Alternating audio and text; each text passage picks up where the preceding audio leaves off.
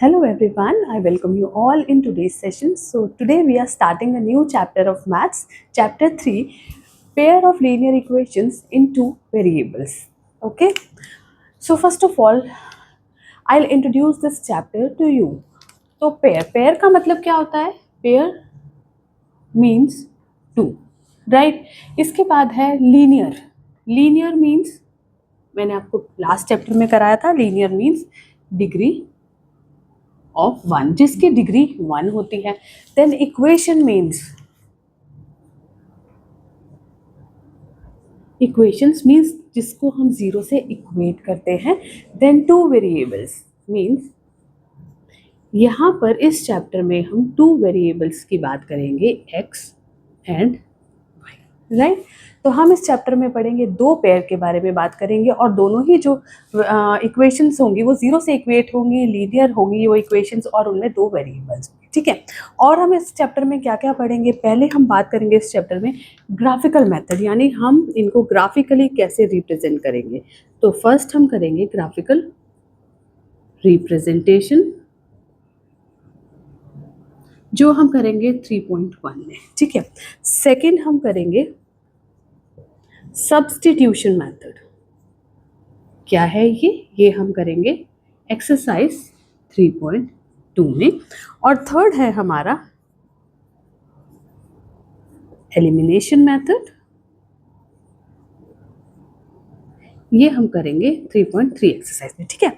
हम तीन तरह की रिप्रेजेंटेशन करेंगे लीनियर इक्वेशंस की in two variables, graphical representation, then substitution method and then elimination method.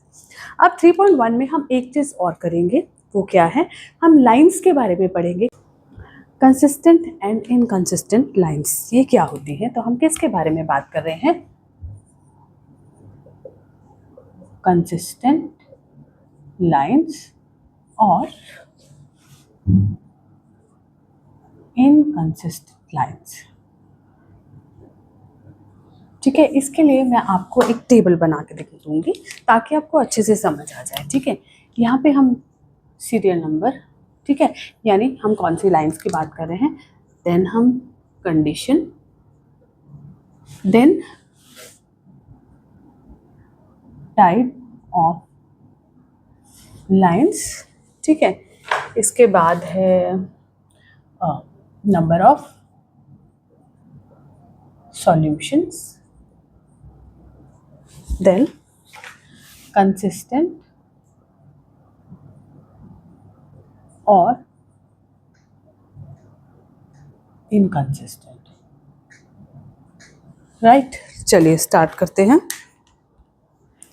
तो सबसे पहली कंडीशन है हमारी, फर्स्ट कंडीशन हमारी क्या है, जब a1 by a2 is not equal to b1 by b2. अब ये क्या होता है, अगर a1 by a2 b1 by b2 के इक्वल नहीं है, उस टाइम पे हमारी क्या बनेगी, इंटरसेक्टिंग लाइंस. क्यों बनेंगी अभी बताती हूँ आपको.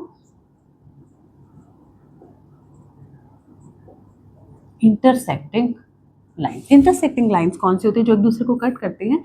हम मान लेते हैं कि ये एक ग्राफ है, ठीक है, ये एक्स एक्सिस है और ये वाई एक्सिस है, ये एक्स डैश हो गया, वाई डैश हो गया, ठीक है. इंटरसेक्टिंग का मतलब होता है जो यहाँ से लाइन निकल रही है, ठीक है, और यहाँ से लाइन निकल रही है, वो किसी पॉइंट पे कट कर रही है, एक पॉइंट पे एक दूसरे को इंटरसेक्ट कर रही है, ठीक है. तो जिस पॉइंट पे ये कट कर रही है, एक दूसरे को इंटरसेक्ट कर रही है, वो होगा हमारा सॉल्यूशन. यानी अगर हम इंटरसेक्टिंग लाइंस की बात करें तो हमारे कितने सॉल्यूशन है, एक जगह पे कट कर रही है, तो यहाँ पे हमारा होगा यूनिक सॉल्यूशन, या जिसको हम बोलते हैं वन सॉल्यूशन. इस केस में होगा हमारा यूनिक सॉल्यूशन. और जिन भी केसेस में सॉल्यूशन निकलते हैं, सॉल्यूशन मीन्स आंसर निकलते हैं, वो होंगी सारी हमारी कंसिस्टेंट लाइंस, कंसिस्टेंट लाइंस, ठीक है. समझ आया आपको. अब हम बात करेंगे सेकंड केस की. सेकंड केस क्या है हमारा, अगर a1 बाई a2 ये b1 बाई b2 के इक्वल है और ये c1 बाई c2 के इक्वल है, ठीक है. अगर हम इस केस की बात करें तो यहाँ पर हमारे देखो सारी एक दूसरे के इक्वल है, तो यहाँ पर हमारी कौन सी लाइंस होगी, को इंसिडेंट लाइंस. इसका मतलब क्या हुआ, मान लो ये दो हमारा ग्राफ है, ये ये x डैश, y डैश और y। इस केस में क्या होगा, हमारी जो लाइन जा रही है लीनियर इक्वेशंस में, जो लाइन जा रही है वहाँ पे सारे के सारे सॉल्यूशन इक्वल हैं, तो एक ही लाइन पर होंगे, एक ही लाइन पर होंगे, यानी कहीं भी कट नहीं कर रहे हैं। तो इसका मतलब क्या हुआ, यहाँ पे हमारे बहुत सारे सॉल्यूशन निकलेंगे। ठीक है, तो कितने सॉल्यूशन होंगे, इनफाइनाइटली मैनी सॉल्यूशंस। अब सॉल्यूशन तो हैं, चाहे बहुत सारे हैं, तो जो जहाँ भी सॉल्यूशन होते हैं उनको हम बोलते हैं कोइंसिडेंट लाइंस। तो यहाँ पे भी हमारी कौन सी लाइंस होंगी, coincident, sorry consistent lines, consistent line. ठीक है, थर्ड हमारा केस कौन सा है, थर्ड लिख लेते हैं। जब a1 बाई a2 इक्वल है, किसके इक्वल है, b1 बाई b2 के। ठीक है, but b1 by b2 equal नहीं है c1 बाई c2 के। ठीक है, ये हमारी तीनों कंडीशंस की बात करें। थर्ड कंडीशन में a1 बाई a2 इक्वल है b1 बाई b2 के, but it is not equal to c1 by c2। तो इस केस में क्या होगा, हमारी पैरेलल लाइंस जाएंगी। कैसे जाएंगी, पैरेलल लाइंस जाएंगी। अब बताओ, पैरेलल लाइंस कहीं पे मिलती है, कहीं पे भी नहीं मिलती है। तो ठीक है, नहीं मिलती, यानी कि ये ऐसे जा सकती हैं, ऐसे जा सकती हैं।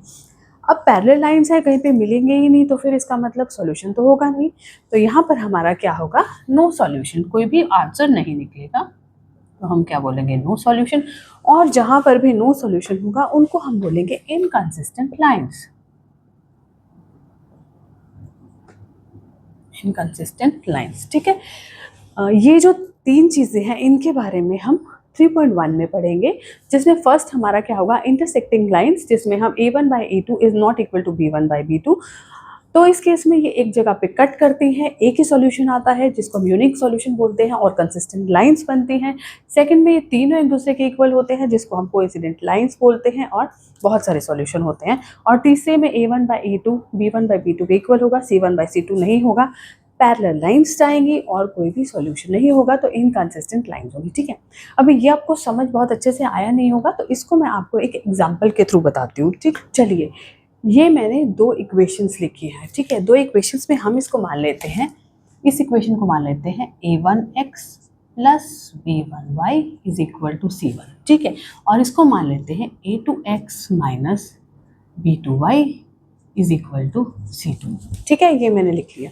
अब हम इसके इक्वेशन को इस कंडीशन के थ्रू सॉल्व करते हैं। तो इसमें क्या है, a1 बाई a2, हमारा सबसे पहले a1 बाई a2, यहाँ पे a1 क्या है, x यानी कि 1 है और यहाँ पे 2 है। ठीक है, फिर हम बात करते हैं b1 बाई b2 की, तो यहाँ पे लिख देते हैं b1 बाई b2। b1 क्या है, यहाँ पे 3 है और b2 क्या है, यहाँ पर -3।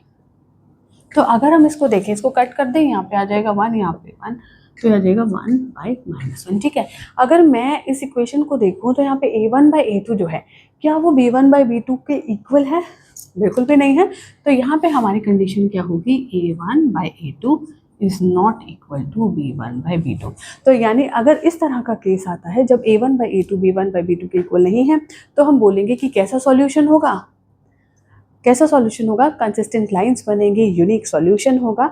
और कौन सी लाइंस होंगी, इंटरसेक्टिंग लाइंस होगी। ठीक है, तो इसी तरह से आपको a1 by a2 b1 by b2 और पैरेलल लाइंस और कोइंसिडेंट लाइंस के लिए भी इस तरह से प्रूफ करना होगा। ठीक है, तो इसकी डिटेल हम 3.1 एक्सरसाइज में करेंगे। अभी हम उसे नेक्स्ट सेशन में सॉल्व करेंगे, तो आपको बहुत ही ईजिली आ जाएगा। ठीक है, तो मिलते हैं नेक्स्ट सेशन में एक्सरसाइज 3.1 के साथ। ठीक है, थैंक यू।